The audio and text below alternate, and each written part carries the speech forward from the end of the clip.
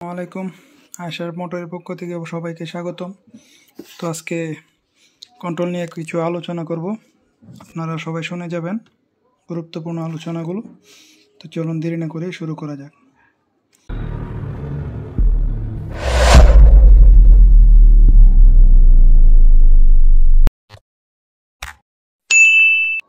তো আবারও চলে আসলাম ইন্টুর পর। তো আজকে যে আলোচনাটা করব কন্ট্রোল নিয়ে, আজকে আর কাজ করে দেখাবো না আপনাদেরকে।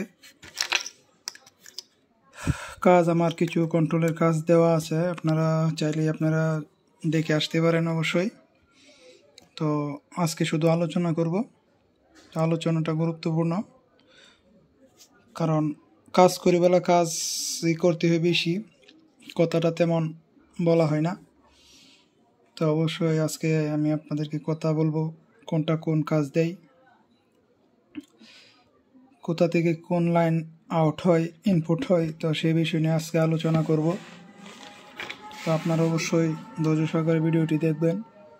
আর যারা নতুন আমার চ্যানেলটি সাবস্ক্রাইব করেন না, অবশ্যই চ্যানেলটি সাবস্ক্রাইব করে নেবেন। ভিডিওটি ভালো লাগলে অবশ্যই একটি লাইক দিবেন। তো আমি আপনাদেরকে দেখাই, প্রথমে আমরা যদি ড্রাইভার সেকশন, তো সবাই বুঝেন, যেমন ড্রাইভার সেকশন বলা হয় যে মসফেটগুলো আছে, এখানে মসফেটগুলোকে বলা হয় ড্রাইভার সেকশন। তার মানে আমি আপনাদেরকে উপর করে দেখাই, এই যে জায়গাটা, এটা এটা এটা তিনটা সাইড আছে ড্রাইভার সেকশনের, এটাকে বলা হয় ড্রাইভার সেকশন। এখানে যে মসফেট আছে, এই মসফেটের যে কাজগুলো আছে, এটাকে বলা হয় ড্রাইভার সেকশন। আর যদি পাওয়ার সেকশন, ড্রাইভার সেকশনের কাজ হলো ভোল্টেজ আউট করা, এই মোটরের তারের দিক দিয়ে ভোল্টেজ আউট করা। আর পাওয়ার সেকশনের কাজ হলো আপনি যখন এটার ভিতরে পাওয়ার দিবেন, তখন এটা সিস্টেম আছে, এটা চালু হবে, চালু হয়ে সেটা তো পুরোটা কন্ট্রোলের ভিতরে ভোল্টেজ দিবে। তো আপনাদেরকে এখন দেখায় যে কোথায় দিয়ে ভোল্টেজটা ঢুকছে। তো আপনাদেরকে দেখায় সব কন্ট্রোলে, কিন্তু আপনারা যদি দেখেন তাহলে দেখতে পারবেন।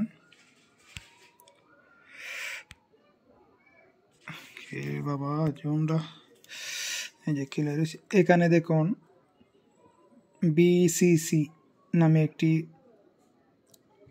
এই যে দেখুন বিসিসি, এই যে এখানে আছে বিসিসি। এটা হলো আমার 48 ভোল্টের যে চাবির লাইন। এই চাবির লাইনটা, এই যে চাবির লাইনটা, এই চাবির লাইনটা কিন্তু এখানে ঢুকছে। দেখুন এদিক দিয়ে এই যে লাল তারটা, এটা কিন্তু আপনি চাবি দিলেই এটার ভিতরে ভোল্টেজটা ঢুকে সাইরা। দেখুন এখানে আমি দেখাই কোথায় দিয়ে গেছে লাইনটা। এখানে কিন্তু এই যে দেখুন এই দিক দিয়া আপনার এই যে বিসিসি, এখানেও কিন্তু লেখা আছে, দেখুন সব সুন্দর করে বড় করে লেখা আছে বিসিসি। তো এই লাইনটা কিন্তু এই দিক দিয়ে এদিকে আসে। আর সাইরা এই জায়গাটার মধ্যে, এটার থেকে কিন্তু এখানে M7 যে ডায়োড আছে, M7 ডায়োড হয়ে সেরা এখানে আসছে। এখান থেকে আবার একটি রেজিস্ট্যান্সের মাধ্যমে ভোল্টেজ কমায় সেরা এদিকে আসে, সেরা এই যে লাইনারের ভিতরে আসছে। লাইনার থেকে এখানে ট্রানজিস্টরের ভিতরে আসছে। তো এখানে যে 78L05 যে ট্রানজিস্টরটি আছে, এই ট্রানজিস্টরে আপনার 14 ভোল্ট ইনপুট হয়, 5 ভোল্ট আউট হয়।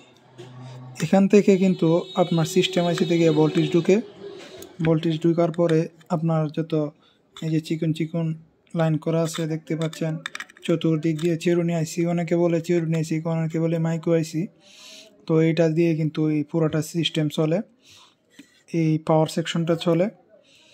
তো আপনারা যদি কাজ করেন তাহলে অবশ্যই আগে এখান থেকে, যেমন পাওয়ারটা ঢোকার লাইনটা আপনারা এই দিক দিয়ে দেখবেন, দেখার পরে দেখবেন এইদিকে আসছে কিনা লাইনটা, এখান থেকে এখানে M7 আসছে কিনা, এখানে দেখবেন ভোল্টেজ আসছে কিনা, এখানে দেখবেন 14 ভোল্ট আসছে কিনা, এখান থেকে এমনি লাইনারে আছে কিনা, আপনার এই ট্রানজিস্টরে ভোল্টেজ আছে কি না।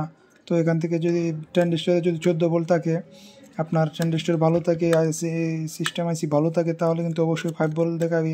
5 ভোল্ট আছে কি না এগুলো যদি আপনি পরীক্ষা করেন, তো অবশ্যই কিন্তু আপনারা বুঝতে পারবেন যে এটার সমস্যাগুলো কোথায় হয়েছে, কি হয়েছে।